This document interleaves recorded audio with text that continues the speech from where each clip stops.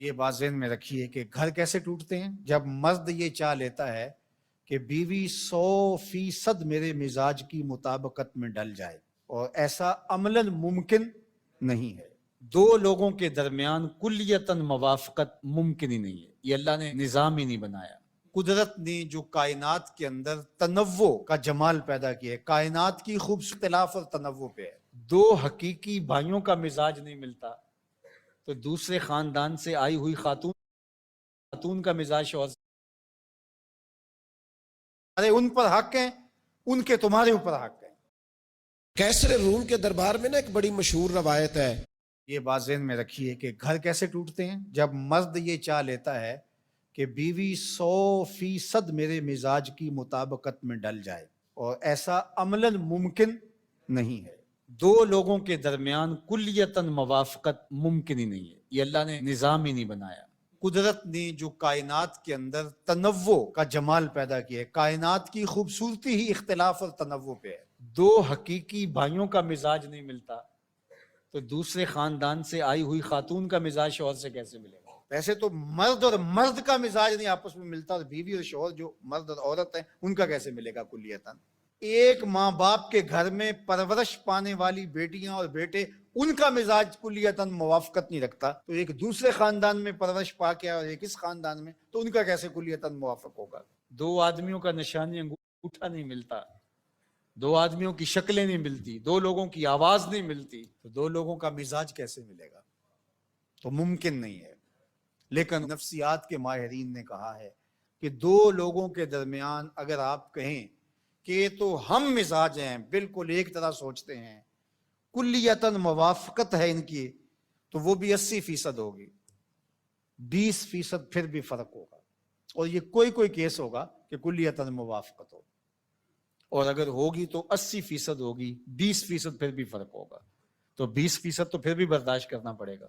تو جب مرد نے یہ طے کر لیا کہ عورت کلیتاً میرے مزاج کے مطابق ہو تو پھر ٹھیک ہے، پھر گھر اچھا رہے گا۔ اگر میرے مزاج سے تھوڑا سا تفاوت بھی ہوا تو گھر میں لڑائی ہوئی تو گھر کبھی بھی امن کا گہوارہ بن نہیں سکتا۔ اور اگر یہ بات عورت نے سوچ لی، جو اکثر عورتیں سوچتی ہیں، اور وہ کہتی ہیں کہ یہ مرد بالکل میری مٹھی میں بند ہونا چاہیے، یہ سوچے بھی تو میرے مزاج کی مطابقت میں ڈل کے سوچے، اور اس کے لیے ان کو کسی عامل سے تعویذ لینا پڑے، اور عامل کہتے ہیں کہ سنگ دل سے سنگ دل محبوب قدموں میں، تو شوہر تو چیز ہی کوئی نہیں ہے، تو وہ پھر وہ اس کے پاس بھی جاتی ہے کہ شوہر بالکل میری مزاج کی مطابقت میں ہو، اور اس کے لیے شوہر کی لائی کمائی ضائع کر دیتی ہیں، اور ساری زندگی یہ مسئلہ حل ہی نہیں ہوتا، کیونکہ یہ حل ہونے والا ہی نہیں ہے، یہ مسئلہ لا ینحل ہے۔ قدرت کا نظام ہی قائم اختلاف اور تنوع پہ ہے۔ دو لوگوں کے درمیان کلیتاً موافقت ممکن ہی نہیں ہے، تو جب ممکن نہیں ہے تو تم ایک ایسی چیز جو ممکن نہیں ہے اس کو کیوں تم کوشش کر رہے ہو، ساری زندگی برباد کر رہے ہو؟ تو اللہ کے محبوب نے اس کے لیے کتنی خوبصورت بات فرمائی، کہا اس کی کچھ چیزیں تمہیں ناپسند ہوں گی اور وہ ساری زندگی تمہارے مزاج سے ٹکراتی رہیں گی، لیکن تم ان چیزوں پر نظر رکھو جو تمہیں پسند ہیں، گھر سوکھا ہو جائے گا۔ اللہ اکبر۔ اور ان پسندیدہ چیزوں میں سے ایک چیز عورت کی وفا ہے، اور یہ تقریباً ہر عورت میں ہوتی ہے۔ دوسری جانب آقا کریم نے فرمایا کہ میری شریعت میں سجدہ جائز نہیں ہے، اور اگر جائز ہوتا تو میں بیوی کو حکم دیتا کہ شوہر کو سجدہ کرے۔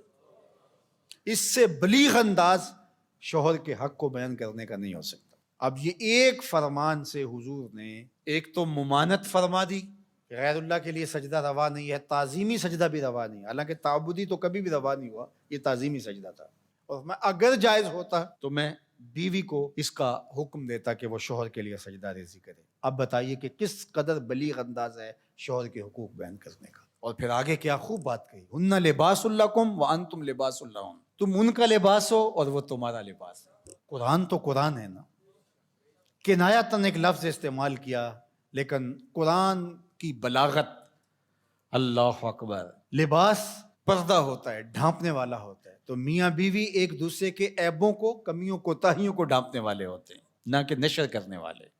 اور تیسرا لباس زینت ہوتا ہے، لباس سے زینت بڑھ جاتی ہے۔ اگر کوئی بے لباس ہو تو کس قدر اس کے وجود سے وحشت آئے۔ لباس وجود کو، جسم کو زینت دیتا ہے، تو مرد عورت کی زینت ہے، عورت مرد کی زینت ہے، لباس. اور لباس کا چوتھا فائدہ کہ وہ موسمی اثرات سے بچاتا ہے، گرمی اور سردی کی سختیوں اور شدتوں سے بچاتا ہے. اللہ اکبر. تو ایک لفظ بیان کر کے اللہ تعالیٰ جل شانہ نے کیسا مانوی حسن یہاں بیان فرمایا. وہ تمہارا لباس ہیں اور تم ان کا لباس ہو. اور اگر اس مانویت کو سمجھ لیا جائے تو آج جو مغرب پراپیگنڈا کرتا ہے عورت کے حوالے سے، قرآن نے دونوں کے لیے ایک جیسے لفظ استعمال کیے. یعنی جس طرح تمہارے ان پر حق ہیں، ان کے تمہارے اوپر حق